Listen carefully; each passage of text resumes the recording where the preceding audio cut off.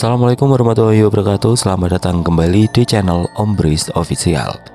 Untuk kisah kali ini masih ada sebuah cerita dari tulisannya Lentera Merah. Dan untuk kisah yang akan saya bawakan kali ini, sebuah kisah yang berjudul Rumah Warisan Tua. Sebelum kita lanjut ke ceritanya, tekan dulu tombol like video ini dan jangan lupa tekan juga tombol subscribe channel ini. Nyalakan juga lonceng notifikasinya agar tidak ketinggalan cerita-cerita lainnya. Dan seperti apa untuk kisah kali ini? Langsung saja kita masuk ke ceritanya.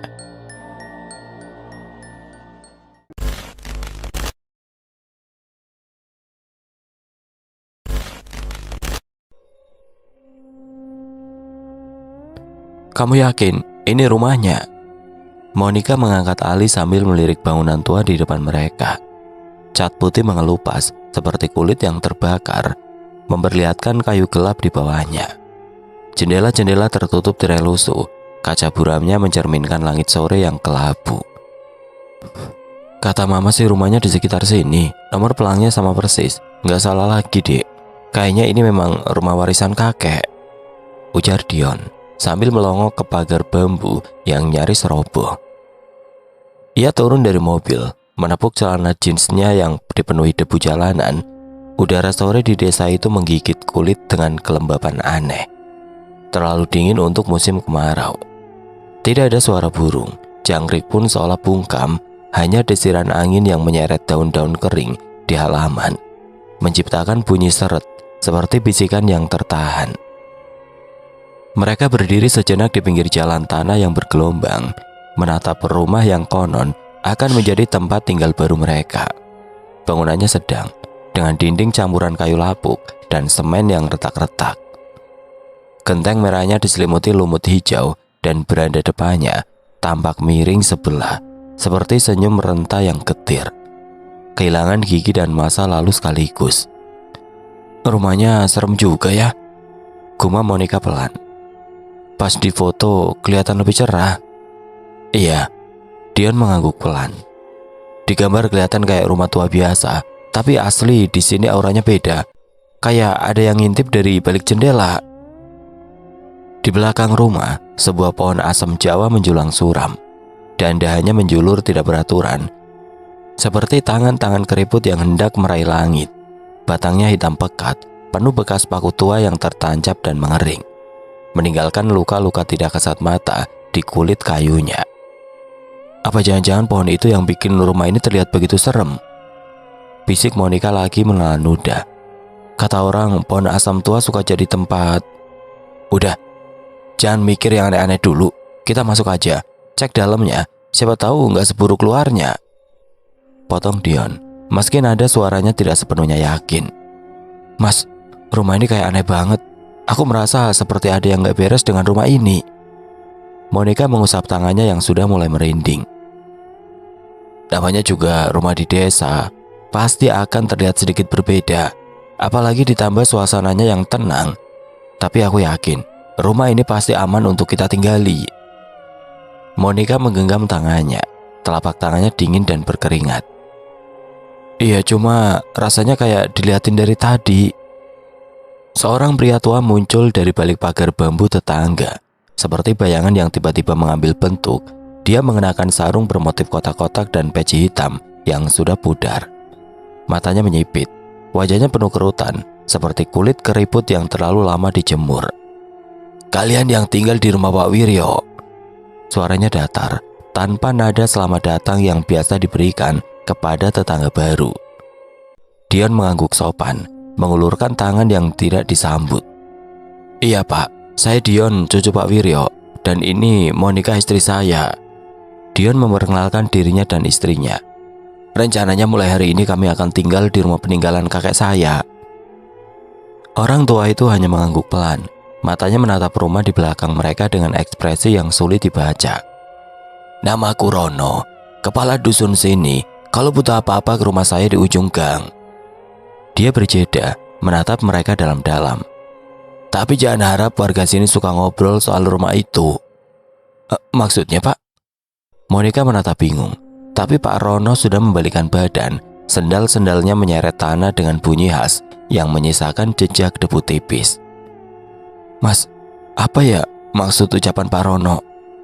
Dion mengangkat bahu, berusaha tetap berpikir positif meski ada sesuatu yang mengganjal di dadanya. Mungkin mereka cuma gak biasa sama pendatang baru. Dion mengangkat tas koper lalu berjalan ke arah rumah. Ayo, kita masuk sekarang. Pintu depan berderit keras ketika dibuka, seolah mengeluarkan nafas yang tertahan lama. Bau kayu tua dan debu menyeruak, bercampur dengan aroma lembab seperti tanah basah setelah hujan. Lantai kayunya berderit di tiap langkah, bunyi melengking yang menggema ke langit-langit tinggi dengan balok-balok hitam menyilang. Aku bersihin dikit-dikit deh, pelan-pelan, lumayan luas dek. Kita bisa buka usaha kecil nanti. Dion berusaha terdengar optimis sambil mengelap keringat di dahinya. Rumah ini lebih gelap dari yang terlihat di foto. Jendela-jendelanya seperti mata yang tertutup menghalangi cahaya sore masuk. Monica berjalan ke dapur. Langkahnya hati-hati menghindari papan yang longgar. Mas, ada sumur di belakang. Nada suaranya berubah. Dion menghampiri dan mereka berdiri di ambang pintu belakang memandangi sebuah sumur tua yang tertutup papan kayu kusam. Tambang jerami mengikatnya dengan simpul yang rumit, seolah seseorang sangat serius memastikan tidak ada yang bisa membukanya. Duh, serem ya. Kita tutup aja rapat-rapat, bahaya juga. Pohon asam berdiri tidak jauh dari situ. Akar-akarnya merayap di permukaan tanah seperti urat nadi yang membengkak.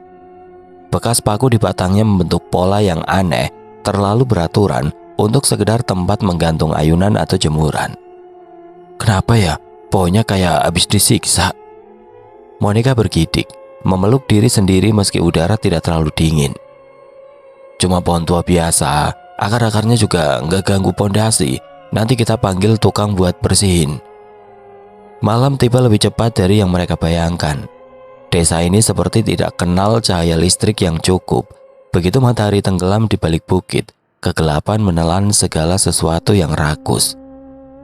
Monica menggelar kasur tipis di ruang tengah, menghindari kamar-kamar yang terasa terlalu lembab dan sempit.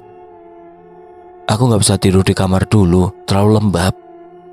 Kita pelan-pelan saja, besok pagi aku ke toko bangunan di kecamatan. Lampu neon berkedip beberapa kali sebelum menyala redup, memancarkan cahaya kekuningan yang membuat bayangan-bayangan di sudut ruangan tampak bergerak. Angin mendesir dari sela-sela papan dinding, membawa aroma tanah basah dan sesuatu yang sudah lama mati. Mereka berbaring berdampingan, mencoba melepas penat perjalanan dan kecemasan di hari pertama. Mas, denger nggak? Monica berbisik, tubuhnya menegang. Apa? Kayak ada yang jalan di atas kita. Dion duduk tegak, mendengarkan. Suara berderit pelan terdengar dari arah langit-langit. Bukan bunyi kayu memuai. Karena perubahan suhu, ini seperti langkah kaki yang hati-hati, perlahan tapi jelas. Mungkin tikus. Tikusnya gede banget kalau begitu. Tiba-tiba lampu mati. Seketika ruangan tenggelam dalam gelap yang sempurna, gelap yang terasa padat dan mencekik. Dek, kamu diam di sini. Aku ambil senter. Dion meraba tasnya dengan tangan yang bergetar, menyalakan senter ponsel. Cahaya putih yang lemah menyapu sudut-sudut ruangan, menciptakan bayangan-bayangan yang menari di dinding. Monica duduk memeluk lutut, nafasnya pendek-pendek. Mas, lihat itu. Suara gemetar seperti anak kecil yang ketakutan. Dion menoleh mengikuti arah pandangannya. Di pojok ruangan, tepat di dekat lemari tua yang pintu kacanya retak, ada bayangan perempuan berdiri. Rambut panjangnya menutupi wajah, tubuhnya diam tidak bergerak seperti patung. Siapa itu? Dion membentak, menyorotkan cahaya langsung ke sudut itu. Tapi tidak ada apa-apa. Sudut ruangan kosong, hanya lemari tua dengan pintu yang sedikit terbuka. Aku lihat jelas, dia berdiri di sana, Mas. Dia ngeliatin kita. Monica mulai terisak, tubuhnya gemetar. Dion menariknya ke pelukannya, merasakan betapa dinginnya tubuh istrinya. Udah, mungkin bayangan. Kamu capek, kita istirahat dulu ya. Pukul 2 dini hari Dion terbangun karena suara seperti perempuan menangis pelan. Tangisan yang dalam, penuh kesedihan, seperti seseorang yang sudah lama menyimpan duka. Dek. Dia melirik istrinya yang masih tidur. Nafasnya teratur meski wajahnya tegang. Suara itu terdengar semakin jelas, lirih, seperti geraman halus bercampur tetesan air datangnya dari arah kamar mandi. Seperti ada orang yang nangis, atau mungkin suara air, gumam Dion, nyaris tidak terdengar oleh dirinya sendiri. Ia berdiri perlahan, meraih senter dari atas meja. Sinar kuning redup menari di dinding saat ia melangkah pelan ke arah suara. Setiap pijakan di lantai kayu mengeluarkan bunyi berderit panjang, seolah lantai itu sendiri menahan nafas. Aneh, tadi aku sudah matiin semua keran. Saat tangannya menyentuh gagang pintu kamar mandi, Dion menarik nafas dalam. Lalu mendorongnya perlahan, engsel tua berderjit, menyuarakan bunyi karat yang mencakar telinga. Kamar mandi itu gelap dan tampak kosong, tidak ada siapa-siapa di dalam. Suara tangisan yang sejak tadi didengar Dion tiba-tiba menghilang. Namun dari keran di sudut ruangan, tetesan air jatuh dengan ritme tidak beraturan.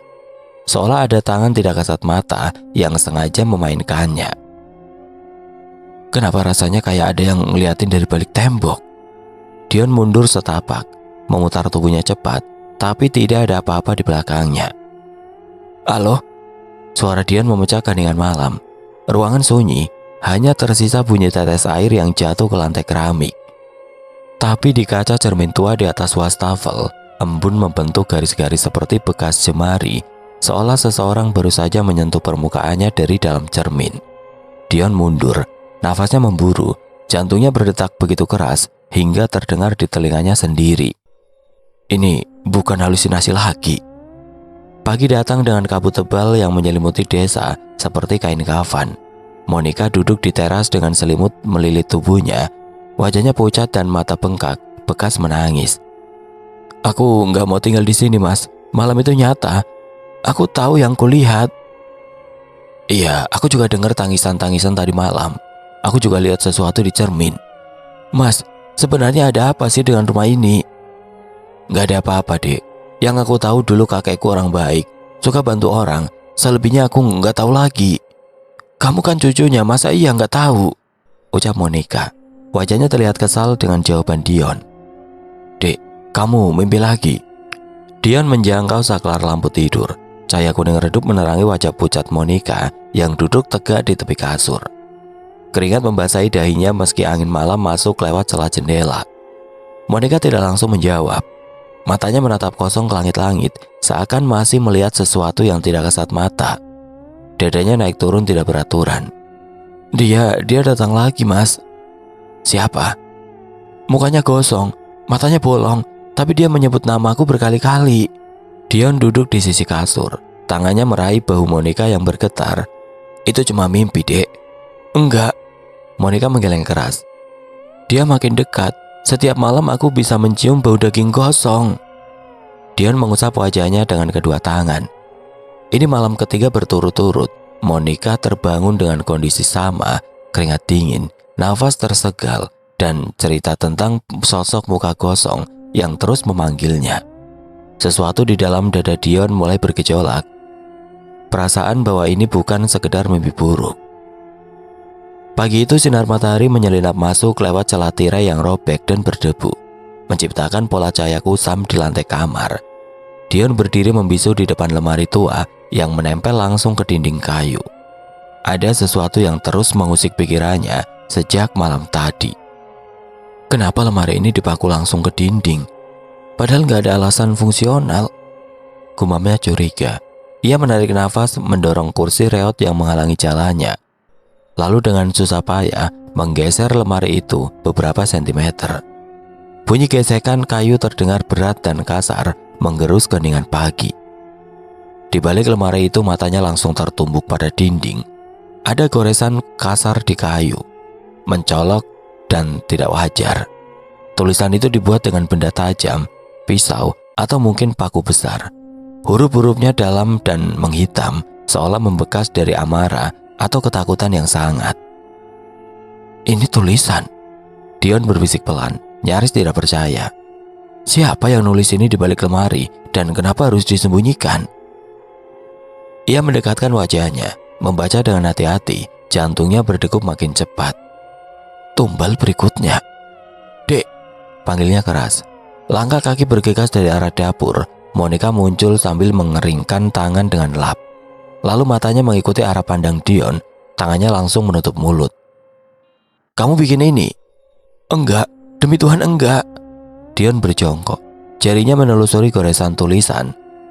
"Ini bukan coretan baru. Kayaknya udah ada lama tapi tertutup lemari." Keheningan menyelimuti kamar.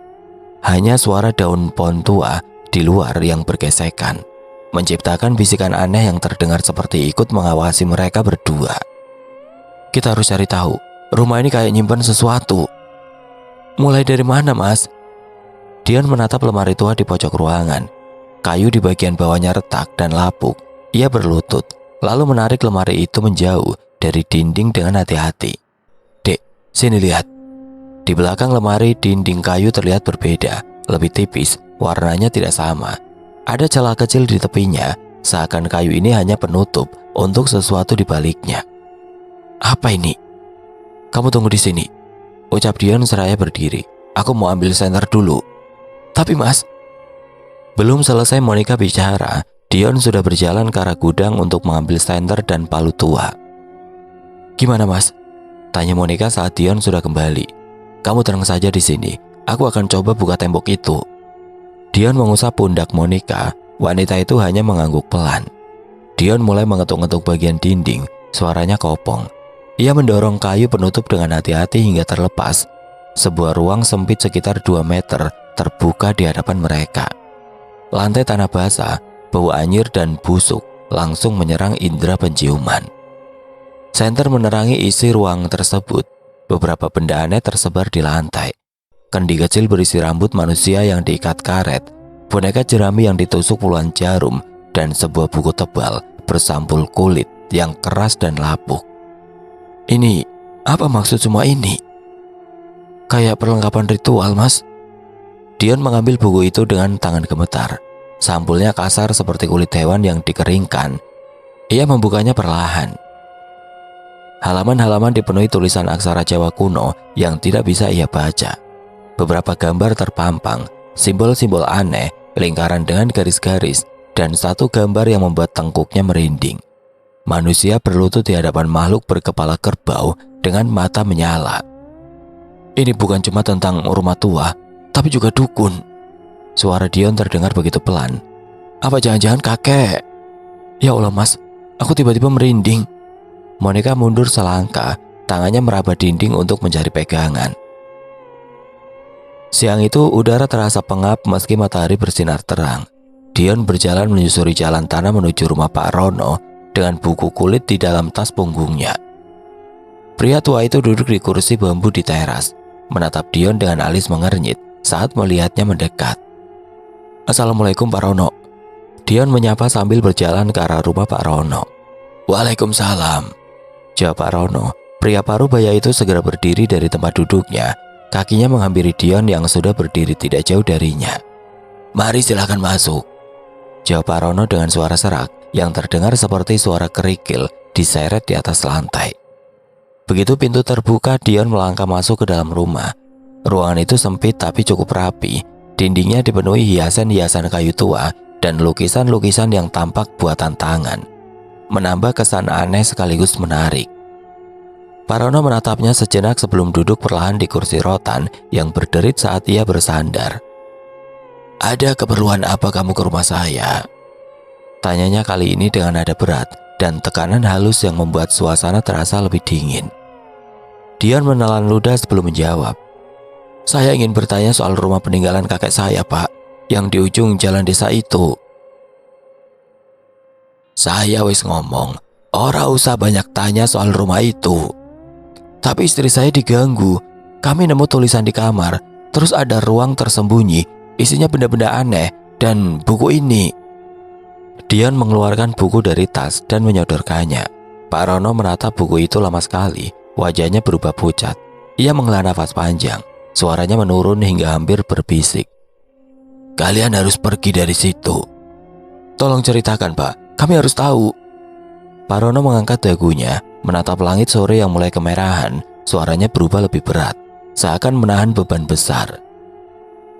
Dulu kakekmu adalah orang yang kaya, tapi dia nggak pernah kerja, tapi bisa beli rumah dan tanah di mana-mana.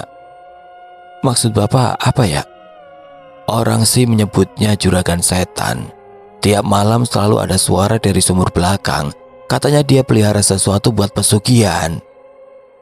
Dion merasakan tengkuknya merinding. Apa hubungannya dengan istri saya, Pak? Makhluk itu perlu tumbal rutin. Kalau nggak dikasih, dia ngamuk. Dulu ada 3 orang mati, tapi warga diam saja karena takut. Tangan Dion mengepal. Lalu di mana kakek saya, Pak? Apa benar dia meninggal? Dia hilang. Suatu malam suara dari sumur makin keras. Ada yang bilang dia sendiri akhirnya dimakan makhluk yang dia pelihara. Dan sekarang makhluk itu minta tumbal lagi. Ya, rumah itu sudah kosong bertahun-tahun. Makhluknya lapar. Waktu kalian datang, dia anggap kalian pengganti. Dan yang dipilih Monica, istri saya. Parono menatap Dion tajam. Matanya berbinar was-was. Sebelum ada korban lagi, kamu harus usir makhluk itu. Tapi jangan coba-coba sendiri. Kamu bisa ikut lenyap. Malam itu bulan tertutup awan tebal. Monica duduk di kursi dapur, memandangi sumur dari balik kaca jendela yang berembun. Angin meniup ranting pohon besar, menciptakan suara decit seperti lolongan jauh. Dia panggil lagi, Mas. Apa? Suara itu, suara dari sumur. Dia bilang waktunya dekat. Dion menghampiri Monica.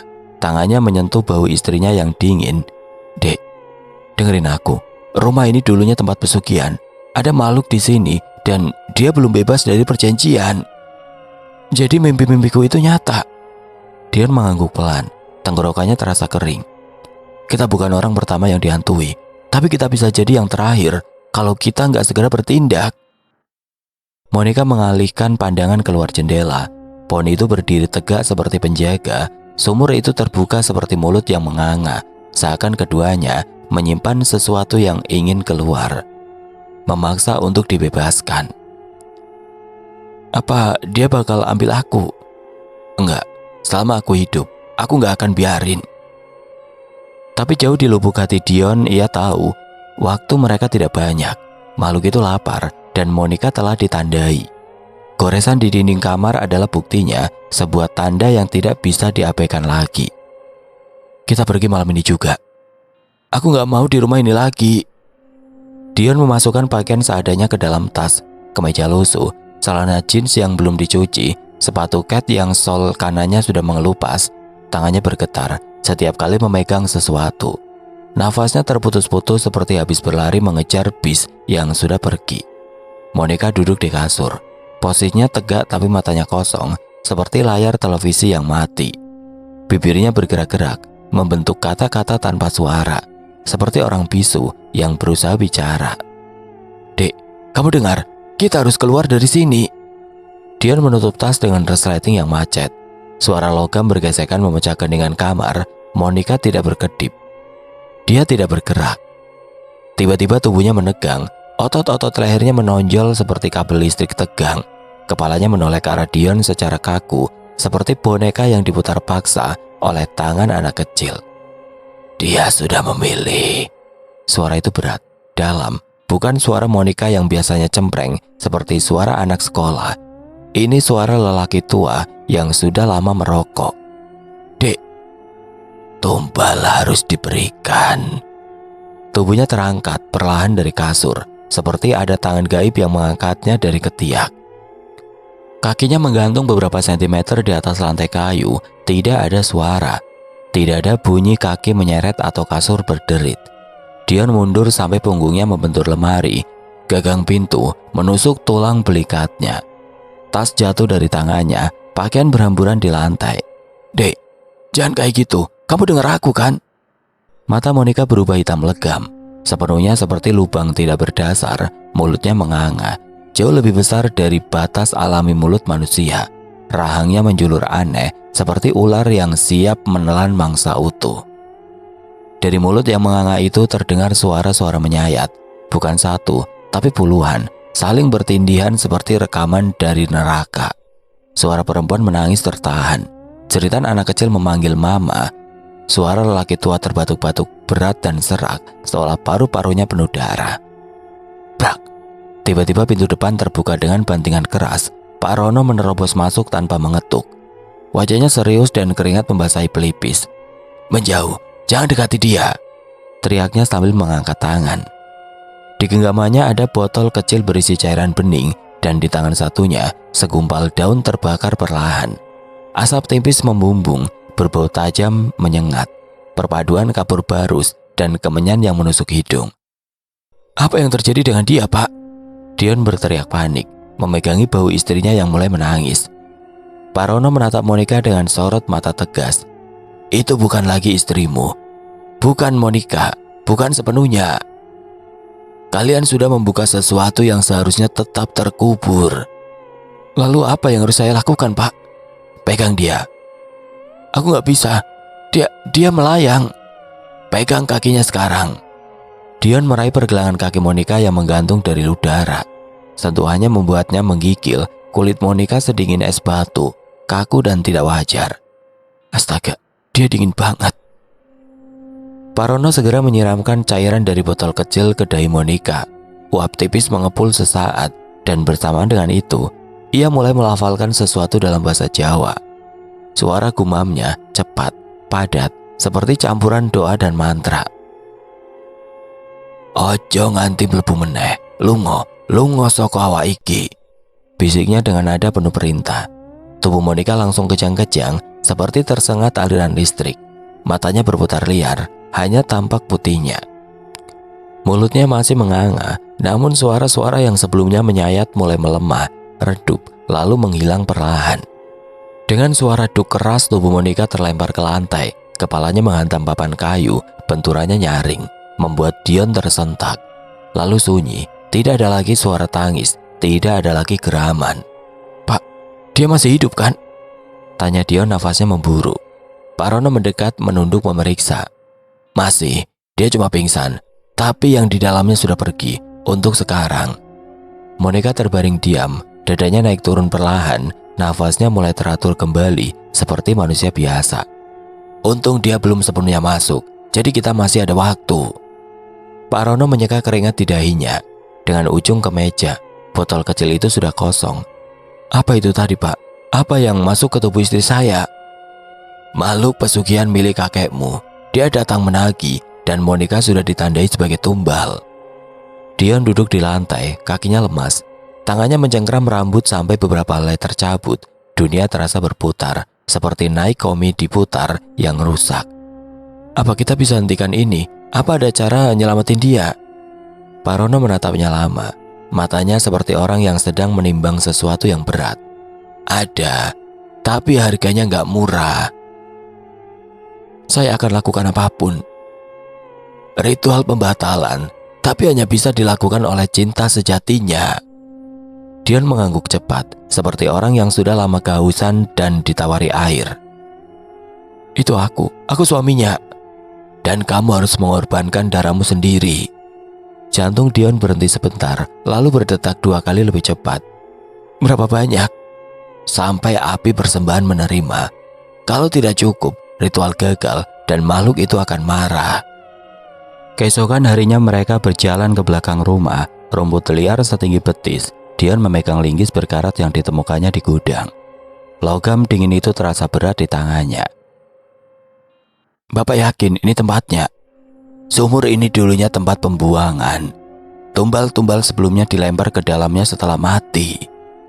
Sumur tua itu tertutup papan kayu yang sudah lapuk, paku-pakunya berkarat. Dion menyingkirkan papan itu perlahan. Tali tambang tua masih melilit di pinggir sumur, tapi sudah rapuh seperti benang kusut. Bau menyeruak seketika, seperti daging busuk dicampur tanah basah dan sesuatu yang manis-manis mual. Monica mundur sambil menutup mulut dengan kedua tangan, matanya berair. "Ya Allah, baunya kayak bangkai." "Memang bangkai," gumam Pak Rono pelan. Mereka menyorotkan senter ke dalam. Cahaya putih menerangi dasar sumur yang gelap. Tulang belulang berserakan seperti sampah. Beberapa masih memiliki sisa rambut panjang yang menempel. Pakaian yang sudah jadi kain domang camping, sepatu kecil seperti sepatu anak-anak. "Ini..." Dion tidak bisa melanjutkan kalimatnya. Tenggorokannya seperti tersumbat. Tumbal-tumbal sebelumnya, anak kecil, wanita, orang asing, siapa saja yang pernah tinggal di sini dan dianggap cocok. Pak Rono menaburkan segenggam bunga mawar merah ke dalam sumur. Kelopaknya jatuh perlahan seperti tetes darah, lalu menutup sumur lagi dengan papan yang sama. Malam Jumat Kliwon tinggal 2 malam. Kita harus siapkan sekarang. Apa yang harus aku lakukan? Nanti yang penting kamu siap, karena saat ritual dimulai, tidak boleh ada keraguan. Malamnya Monica duduk di samping jendela. Gorden sudah ditutup tapi dia tetap menatap keluar melalui celah kecil.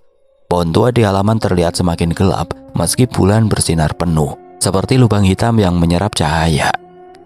Mas, iya, kalau aku mati di sini, kamu jangan tinggal di rumah ini sendirian. Kamu gak akan mati. Makhluk itu udah masuk ke dalam aku. Aku bisa rasain dia di bawah kulitku.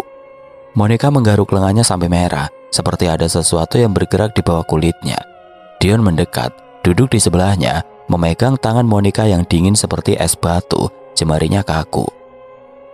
Kamu bakal sembuh, aku udah janji. Kalau kamu sampai mati, semua ini percuma. Aku gak akan mati. Tapi kalau itu harga buat nyelamatin kamu, aku rela. Monica tidak menjawab, ia hanya menunduk diam. Air matanya jatuh perlahan, membasahi tangannya yang digenggam erat oleh Dion. Tetesannya hangat dan asin, menyimpan beban yang tidak terucap. Dek, kamu dengar aku kan? Suara Dion lirih, penuh kekhawatiran. Kamu aman sekarang, udah gak apa-apa. Tapi Monica tetap diam, bahunya sedikit bergetar. Di luar rumah suara lolongan anjing menggema panjang, menyeruak menembus malam. Bukan hanya satu, tapi bersaut-sautan dari kejauhan, seperti pesan rahasia yang dikirim dari satu penjuru desa ke penjuru lain.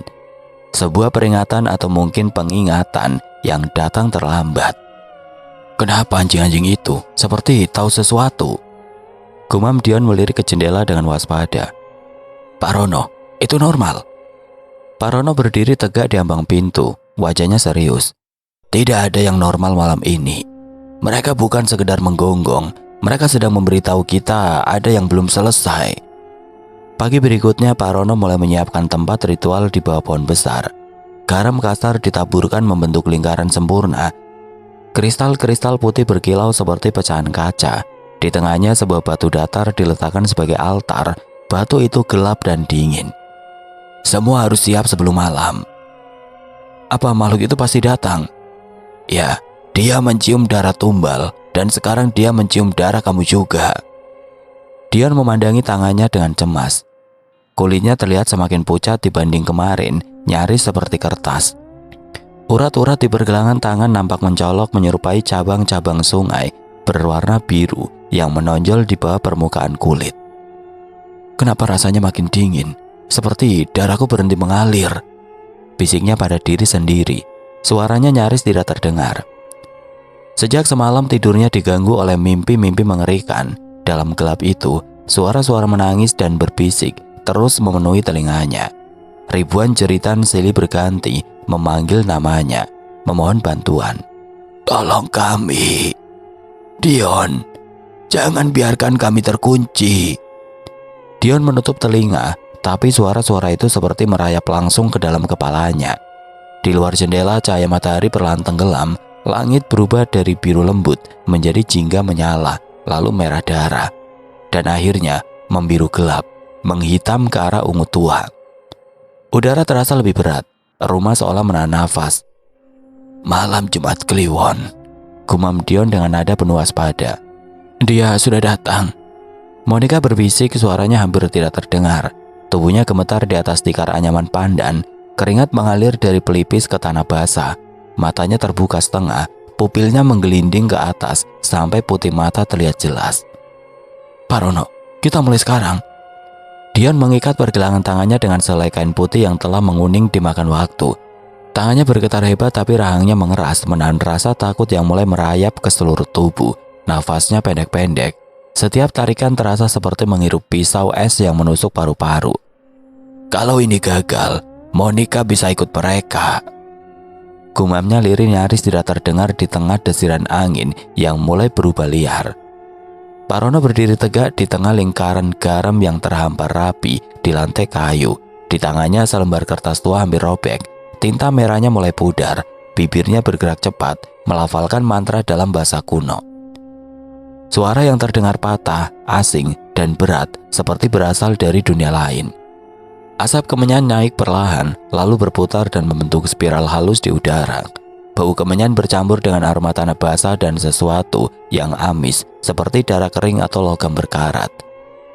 Tiba-tiba angin datang, bukan hembusan pelan, tapi sapuan keras yang menyerang dari segala arah. Rambut Dion dan Pak Rono mencambuk wajah mereka, dan lampu gantung berayun liar di langit-langit. Pohon besar di belakang rumah mulai bergerak, batangnya berderak keras seperti tulang retak. Daun-daun kering luruh namun tidak jatuh ke tanah. Mereka mengambang di udara, berputar-putar dalam lingkaran tidak wajar. Pak Rono, itu dari arah sumur. Dion menunjuk dengan mata membelalak. Dari belakang rumah, tepat dari arah sumur tua, terdengar langkah kaki. Berat, lambat. Irama langkahnya seperti makhluk besar yang diseret paksa. Disusul suara aneh, rintihan bercampur erangan kesakitan. Rendah dan panjang, membuat bulu kuduk berdiri. Jangan keluar dari lingkaran, apapun yang terjadi.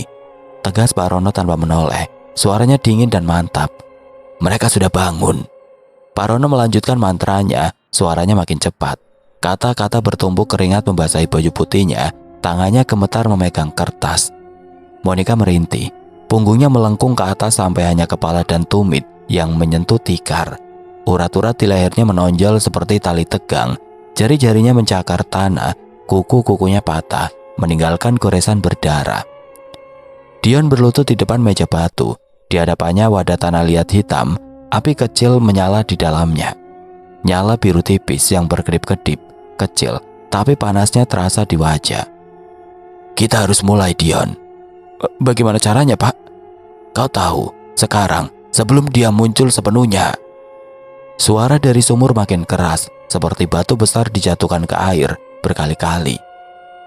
Bayangan menjulang dari balik pohon, tidak jelas bentuknya, tapi besar dan gelap. Langkah-langkah menghantam tanah, tanah bergetar. Aroma busuk menyerang hidung seperti daging membusuk, bercampur belerang. Sosok itu keluar dari balik pohon. Tingginya 2 kali manusia dewasa, tubuhnya ditutupi bulu coklat kehitaman dan sisik yang berkilat basah. Wajahnya seperti kepala kerbau yang membusuk, dagingnya mengelupas. Mata merah menyala seperti bara. Dari mulutnya menetes cairan kental darah bercampur lendir kuning. Monica berteriak. Suaranya bukan lagi suara manusia. 2 suara berbeda keluar bersamaan, satu menangis seperti anak kecil, satu meraung seperti binatang buas. Dia menolaknya. Tumbalnya rusak. Persembahan tidak sah. Makhluk itu melangkah mendekat. Setiap langkahnya meninggalkan jejak dalam yang mengepul asap. Cepat, Dion. Darahmu, dia mau darahmu. Dion membuka ikatan kain putih dengan tangan gemetar. Nafasnya tersegal. Pecahan beling dari meja memantulkan cahaya api. Dengan satu tarikan cepat, ia menyayat pergelangan tangannya. Maafkan aku, kalau ini satu-satunya cara, bisiknya sebelum menghela nafas panjang. Darah mengalir deras menetes ke tanah, hangat dan pekat. Tangannya bergetar saat meneteskan darah ke dalam wadah api. Darah jatuh, mendesis, mengeluarkan asap putih. Api kecil menyala lebih terang. Angin berputar membentuk pusaran kecil di sekitar altar. Suara raungan terdengar bukan dari makhluk itu, tapi dari tanah di bawah kaki mereka. Makhluk itu mundur selangkah. Matanya melebar, mulutnya terbuka, mengeluarkan suara seperti logam bergesekan. Teruskan. Pak Rono memercikan darah ke tanah di sekeliling altar. Tanah mendesis saat darah menyentuhnya. Api makin membesar. Warnanya berubah dari oranye ke biru. Makhluk itu mengamuk. Cakarnya menghantam pohon besar, kulit pohon sobek, getah hitam mengalir. Dahan-dahan patah dengan suara keras, batang pohon terbakar meski tidak ada api yang menyentuhnya. Tiba-tiba Monica terlempar dari tikar. Tubuhnya menghantam tanah keras, lalu diam. Dadanya naik turun pelan. Monica! Dion merangkak mendekat. Darah masih menetes dari pergelangan tangannya. Tanah di bawahnya basah bercampur darah dan keringat. Dia sudah bebas dan perjanjian sudah dibatalkan. Suara Pak Rono lemah, serak, wajahnya pucat, bibirnya kering. Dia akan pergi?